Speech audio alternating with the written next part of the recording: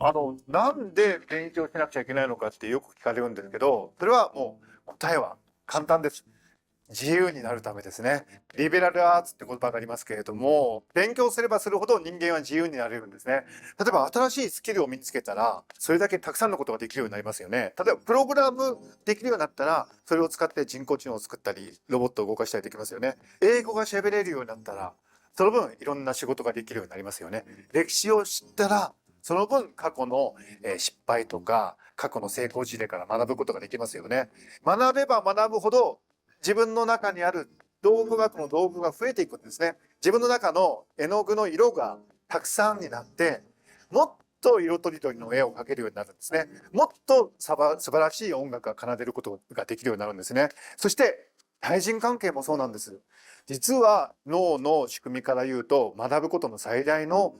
目標は他人の心が分かることなんです。人間にとってね、他人が分かってコミュニケーションができるっていうのは本当に自分を自由にしてくれることなんですけれども、教養がないと他人の心は分からない。これを心の理論というんですけども、様々な知識とか経験があればこそ、自分と例えば立場が違ったり、文化が異なる人でも理解することができる。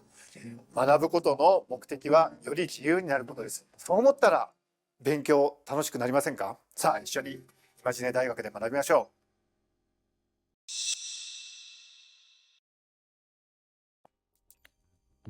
いや、これはね、とても面白い質問で、別に携帯ゲームをすることとか、韓国ドラマを見るってダメだとは限らないじゃないですか。その人の人生の中でそれが意味があることだったら、それは立派な行動になるわけですよね。WHO のゲーム依存症の定義でも、ゲームを長時間やることは別に問題ないんですよ。そのことによってその人が例えばやるべきことをやらないとかね、学生で言えば勉強しないとか、社会人で言えば仕事をしないって、こうなると、それはゲーム依存症だよと WHO は言ってるんでね。ですから自分の好きなことをうまく生活の中で生かす道筋を考えたらいいんじゃないですかね。例えば韓国ドラマが好きなんだったらもう韓国語を思いっきり勉強しちゃって日本と韓国を結ぶような仕事をやるとかね。携帯ゲームだって例えばそうですね、今だとゲーム実況とかで YouTube でかなりね人気のある人もいるし、要するに自分が生きるということと自分のそういう趣味を結びつければやってダメだと思ってることが実はやっていいことになると。それが僕はやっぱり実はクリエイターの魂なんじゃないかなと思いますけどね。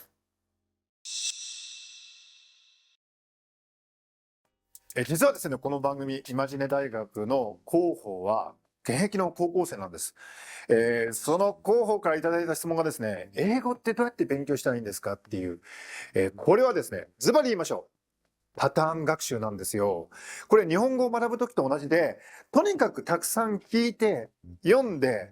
書いて、話すしかないんですね。1万時間の法則って皆さん聞いたことありますかね？どんなことも1万時間やったら、それが熟達するんですけど、1万時間というのは言い換えれば、1日3時間やって10年です。日本語はそれぐらいやってますよね、皆さんね。じゃあ英語、正直どれぐらいやってますか？1日3時間10年やってますか？やってないんだったら、英語、そんなに得意じゃなくても当たり前じゃないんでしょうか。とにかくですね、英語を学ぶというより、英語で自分の興味のあることを学んでほしいんですね。例えば好きなドラマを見る、映画を見る、あるいは環境問題を考える、アートの最新の動向を見る。それを英語を使って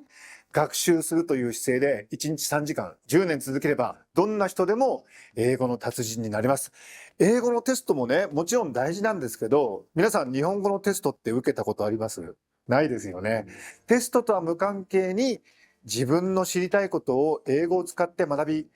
そして表現する。それを1万時間続ければ、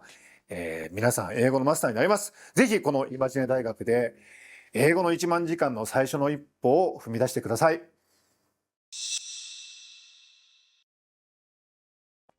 一般にですね、前頭葉、特に右の前頭葉がですね、どれぐらい努力をしているかということをモニターしているということが分かっているんですね。ですので、日本語じゃなくて、例えば英語を喋ろうとするときには、これ日本語脳と英語脳の違いがあるというよりは、どちらかというと、自分にとって、苦労しなければいけない。これ、コグニティブロードとか我々言うんですけど、あるいは G ロードっていうんですけど、そういうものは、なんか脳が努力をしてるっていう意識が強くなるわけです。で、実際に前頭葉の回路が努力してるわけですね。で、そうすると努力疲れというか、前頭葉の回路に負荷がかかるんで、ああ、疲れたなーって感じになってしまうんだと思うんです。でも逆に言うとね、これ、そのロードが、コグニティブなロードって我々言いますけど、それがかかっている状態って脳にいい状態でもあるんですね。つまり、それだけ一生懸命頑張ることで前頭葉を中心とする回路が、鍛えられることでもあるんで、ぜひ、英語で喋るのはいろいろ大変だと思うんですけども、ある研究によるとですね、日本語と英語のバイリンガルになっている方は、認知症の発症が遅くなる、認知症になる確率が減るという研究もあるんで、ぜひ、アンチエイジングだと思って、英語の、鍛えることを頑張っていただけたらなと思います。まあ、これはいろんなご意見があるんですが、僕はやっぱり批判的思考、クリティカルシンキングと言われている態度が、やっぱり日本には欠けていて、高校までの数学の能力っていうのは、実は、僕の立場から言うと大した能力じゃなくて、算数的な能力というか、そこからの高等数学の世界になると、突然、要求される能力が違ってくるんですね。で、それは同じようにコンピューターサイエンスとかデータサイエンスなんかもそうで、要するに批判的にあることを見るという態度を、身につけないとですね、ダメなんです。例えばね、じゃあ、今日のラッキーカラーは何色ですって言って、それをなんか、そうなんですか、今日のラッキーカラーは青なんですねっていうようなことを意外と素直に受け入れる日本の文化あると思うんですけど、もしこれをデータサイエンスとか統計の視点から見ると、いや、ラッキーカラーがそもそも青ってのはどういう意味なんだよとか、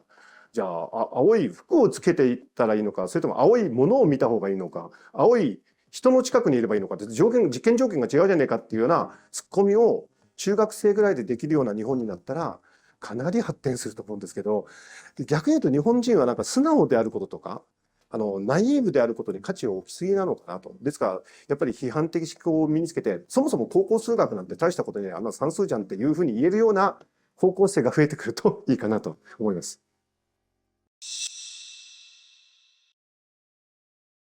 環境が変わってね、しばらく経つと、いわゆる5月病みたいな、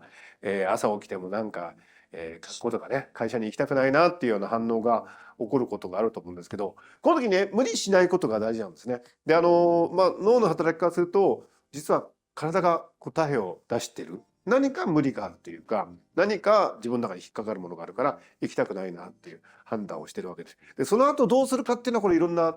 ケースバイケースがあると思うんですけど、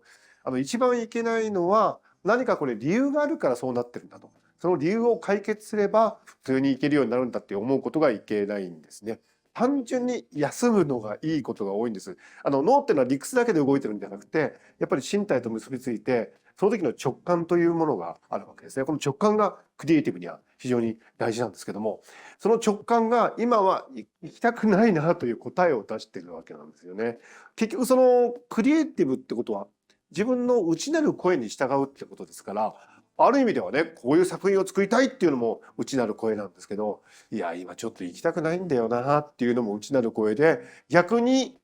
行かなかったら行かなかったで、そこで新しいいろんなことができるかもしれませんよね。5月になってちょっと疲れたな、しばらく新しい環境にいて、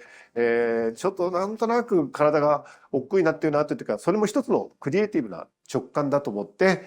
前向きに生かしていくことが大事ではないかなと思います。はい、これはね、実はマルコム・グラドウェルが、ダビデとゴリアテのね、聖書の、記述を例にとって、いろいろ議論してるんですよ。で、グラドウェルが言ってるのは、ゴリアテってものすごい巨人が出てね、誰もその相手ができないと思ったら、ダビデっていう少年がね、僕がやるよって言ったら、どうするのかって言ったら、その巨人に対して石を使って、石を投げるっていう作戦でね、巨人を倒してしまうんですけども、相手が強いとか巨大だって思うかもしれないけど、実は自分自身のなんか必殺技があることがあるんですね。ですから、例えばよく言われるのは、日本は、ガーファみたいなね、巨大なプラットフォーム企業、それから IT 企業には勝てないんだみたいなことをよく言うんですけど、いやいや、そんなことないでしょうと。ワールドカップのね、日本チームの、大活躍見てても、ディハンドキリングいっぱいありましたけども、やっぱりその相手がどんなに大きくても、実は自分らしさ、ダビデ少年の場合には石を投げるのがすごく得意だったんだよね。それなんかその必殺技を磨くことで、実は大きな存在も倒すことができると。で、実はこれは、日本の場合には、その重力5を制すって言葉でね、例えば柔道とか相撲とか、もともとはその体重別じゃなくて無差別級が基本なんですよね。僕はやっぱり古の日本人は、そういうふうに小さいもの、弱いものが実は自分の技を磨くことで相手を倒すことができるってことをよく知ってたんじゃないかなと思うんですね。ですから、ある人がね、日本が停滞している中で、サッカーだけが進化してるなっていうことを言ってたんですけど、いやいや、サッカーだけじゃないでしょ。もう学問、ビジネス、ありとあらゆる領域で自分自身の必殺技を磨くことでですね、僕は世界に行けるんじゃないかなと思っています。